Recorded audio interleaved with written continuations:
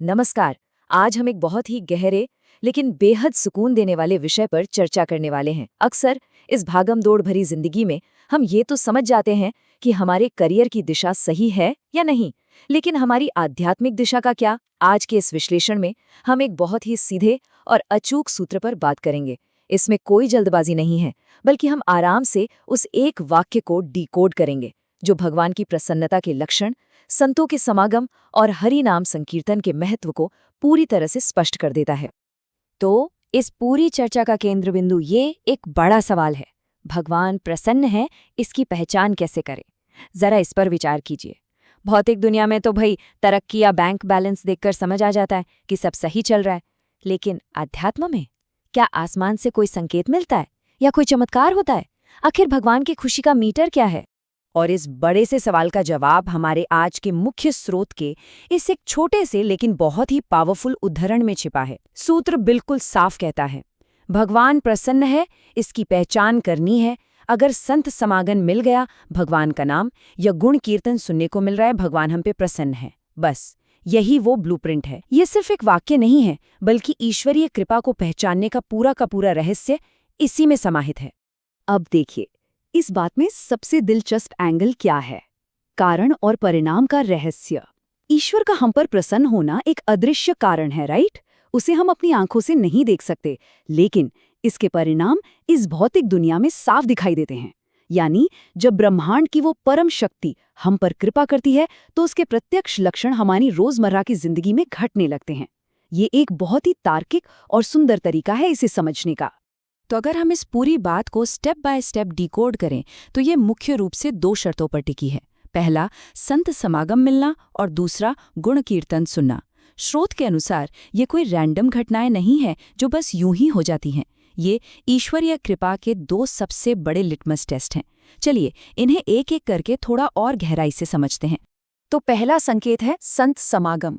आज की इस शोर शराबे वाली दुनिया में, जहां हर कोई अपनी इच्छाओं के पीछे भाग रहा है, वहां किसी ऐसे इंसान से टकरा जाना जो पूरी तरह से ईश्वर को समर्पित हो, सच कहूं तो ये कोई छोटी घटना नहीं है। यह ईश्वरीय योजना का पहला ठोस प्रमाण है कि हाँ, आप सही रास्ते पर हैं। और यहाँ संत समागम का मतलब सिर्फ किसी महात्मा को देखना भर नहीं है। स्रोत के शब्दों पर जरा गौर कीजिएगा। अगर संत समागम मिल गया, इसका मतलब है कि ये प्राप्ति अचानक होती है। हमने इसे योजना बनाकर नहीं ढूंढा। जब ऊपर वाला रास्ता दिखाना चाहता है ना, तो वो सबसे पहले एक मार्गदर्शक, एक संत को हमारे जीवन में भेजता है। ये भगवान की प्रसन्नता का पहला सबसे बड़ा माइलस्टोन है। अब इस सफर का दूसरा हिस्सा देखिए। मार्गदर्शक तो मिल गए, लेकिन अब उस संगति का परिणाम क्या होगा? दूसरा संकेत है हरि कीर्तन। ये पूरी तरह से श्रवण यानी सुनने पर केंद्रित है। ये उन ध्वनियों के बारे में है जो अब हमारे कानों तक पहुंचने लगेंगी और हमारे मन को ईश्वर की ओर मोड़ देंगी। यहाँ गुण कीर्तन का सीधा सा मतलब है भगवान का नाम और उनके दिव्य गुणों की चर्चा सुनने का अवसर मिलना। स्रोत कहता है सुनने को मिल रहा है। जरा सोचिए, दिन भर हम दुनिया भर का कितना शोर सुनते हैं, लेकिन अगर अचानक हमारे कानों में ईश्वर की महिमा पड़ने लगे, तो समझ जाइए कि ये एक बहुत बड़ा ईश्वरीय उपहार है। यह इस बात का सबूत है कि हम पर विशेष कृपा हो रही है। अब अगर हम इन दोनों शर्तों को एक साथ रखकर देखें, संतों का सानिध्य और हरि नाम का श्रवण, तो एक बात बिल्कुल साफ हो जाती है कि ये दोनों एक दूसरे से कितनी गहराई से जुड़े हुए हैं। संतों का स्वभाव ही है ईश्वर की चर्चा करना, इसलिए जहां संत होंगे वहां स्वाभाविक रूप से भगवान का नाम और उनके गुणों का कीर्तन तो होगा ही। एक कारण बनता है और दूसरा उसका सीधा परिणाम, और दोनों मिलकर ईश्वरीय कृपा की पूरी तस्वीर साफ कर देते हैं।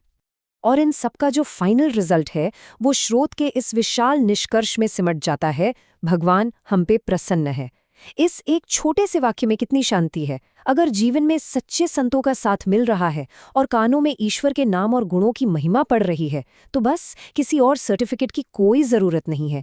ये ब्रह्मांड का सबसे स्पष्ट उद्घोष है कि वो परम सत्ता हम पर मेहरबान है। तो इस पूरी चर्चा को खत्म करते हुए एक सवाल जो हमें खुद से जरूर पूछना चाहिए, क्या हमारी अपनी आध्यात्मिक यात्रा में ये लक्षण दिखाई देते हैं? आज हमने जो भी विश्लेषण किया, वो हमें अपने भीतर झांकने का मौका देता है। क्या वो ईश्वरीय ध्वनि और वो संगति हमारे जीवन का हिस्सा है? इस पर जरूर विचार कीजिएगा। मनन करते रहें और अपने भीतर इस ज्ञान के प्रकाश को महसूस करते रहें।